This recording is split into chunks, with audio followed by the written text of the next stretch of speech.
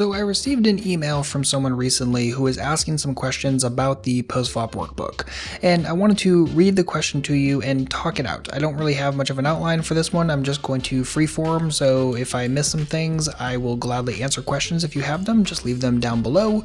But essentially, I want to go through how to bridge Poker Workbook work with actual application at the table. Let's talk about it. Good morning, how are we doing today? My name is James Sweeney, aka Split Suit. I'm the author of the Postflop Workbook, as well as the Preflop and Math Workbook, and possibly future workbooks as well. But today I want to answer an email that was sent to me. I'm going to leave this person anonymous for now. Let's just fire into it and see if we can answer everything in this email. Alright, so this email begins, "Hello, I recently picked up a copy of the Postflop Workbook." Well, awesome. Thank you so much. I'm hoping you're enjoying it or will enjoy it more after we answer some of these questions. The email continues on, "The exercises seem to be generally geared toward plugging the parameters, cards, etc. into an equity calculator.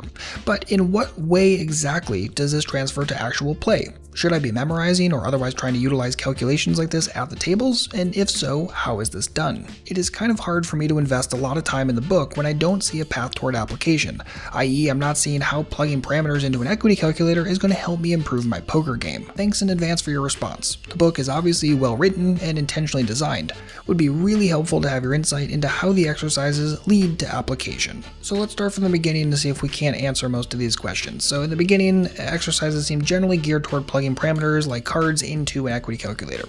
Totally fair. So if we open up the workbook and we go to the first real section of it, which is the Postflop equity section, there's essentially three different parts of this.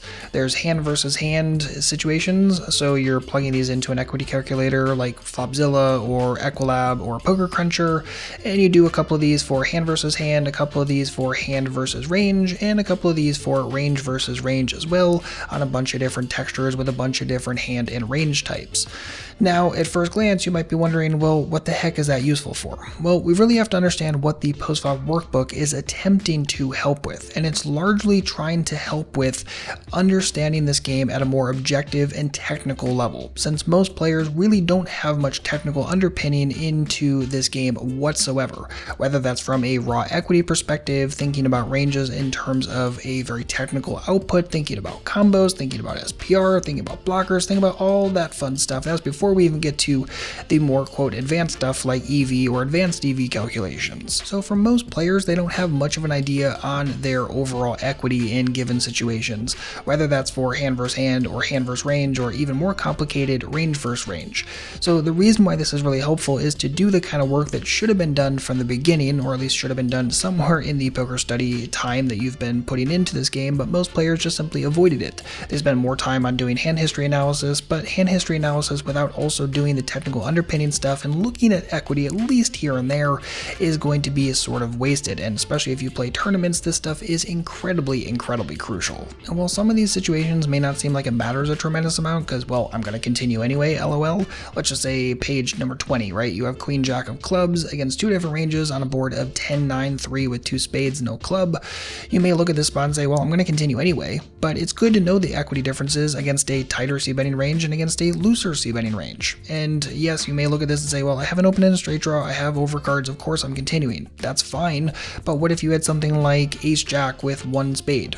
Right? A hand that most people couldn't off the top of their head right now say, this is my roughly estimated equity against both of these different ranges. You wouldn't really have much of a ballpark on that, which means that if you're constantly just folding that hand, you may not know how much equity you're giving up. And conversely, you may not know how often your opponents are giving up that kind of equity in given situations, or maybe continuing with those hands a good chunk of the time that you can then blow off on future streets.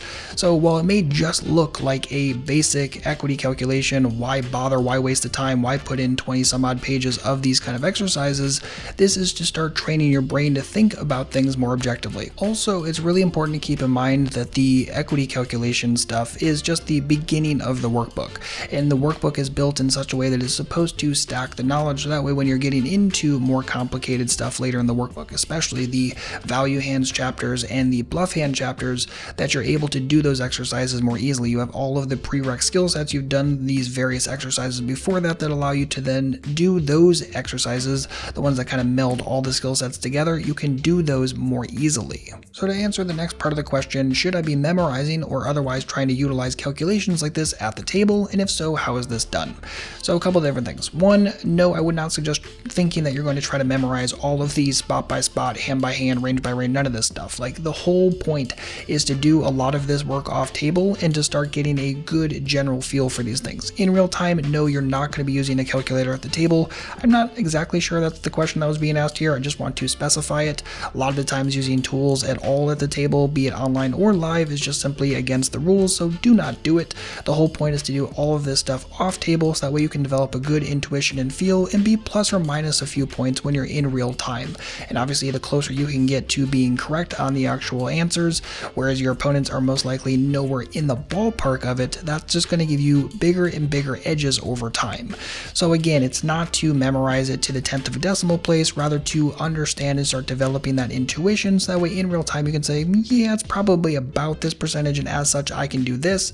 That is going to be the way you want to be thinking about this. Now, one other thing that's important to remember here, and I mentioned it earlier, is that this book is built around improving your technical foundation, making sure that you have a technical underpinning, understanding how often things are going to happen, giving you a better way of developing an intuition off table, so that way in real time you're not wasting that mental processing power trying to figure out what the heck your equity might be.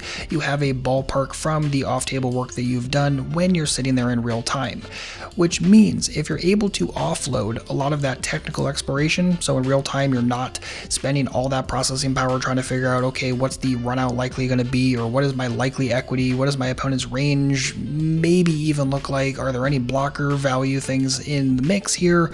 Instead of spending all that time trying to calculate that raw, if you're able to offload a lot of that through your off-table time, through work like doing the Postflop Workbook, and in real time you're able to spend more time saying, okay, well, what are my exact reads on my opponent? Do I have any extra information? What is the exact line that I think is going to be best in this scenario?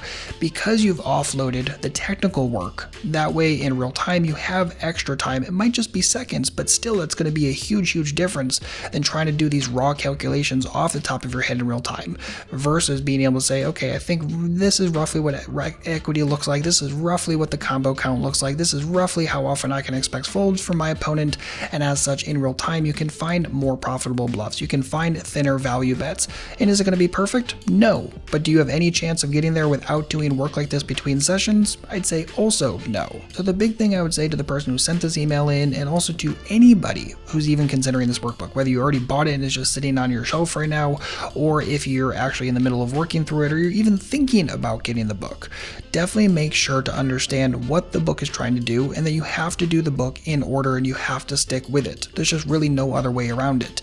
Now, just make it your goal to do 4 or 5 pages per day. You're going to finish the workbook in a reasonable amount of time. You're going to make sure you get that daily rep and that practice, and you're going to improve your skill set at the end of the day. Start seeing this game more technically, more clearly, and again, offload a lot of that stuff that you shouldn't be doing in real time. You should be able to draw from your off-table time and be able to spend your real-time effort and moments focusing on line optimization, given the exact information you have on your opponent. And again, this workbook's going to go through that. You're going to do things like combos, you're going to do things like hitting versus missing in different streets, like the flop, the turn, and the river, also SPR, also runouts, also floating, and go through different exercises on things like auto profit and pot geometry, river play, also again those stacked chapters like the value hands and the bluff hands, where you're going through a full hand street by street and looking at the exact spots, looking at the different technical things that are there, looking at some different line options and sizing options and comparing those things, so in real time you can more easily say, yeah, this is a great spot to overbet, this is a great spot to bluff, or and this is a spot where actually maybe I can make a correct hero fold.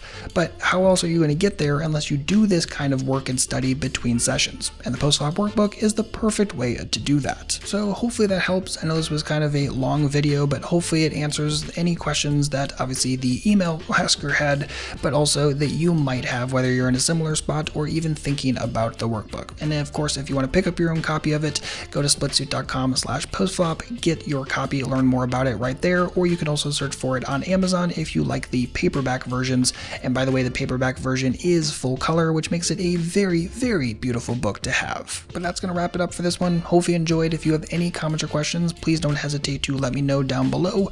And of course, if you like this video, you want more videos like this that are kind of that bridge between theory and application, give this video a thumbs up and let me know that you want more videos like this in the future. But that's going to wrap it up for this one. Hopefully you enjoyed. If you need anything, let me know. Otherwise, good luck out there and happy grinding.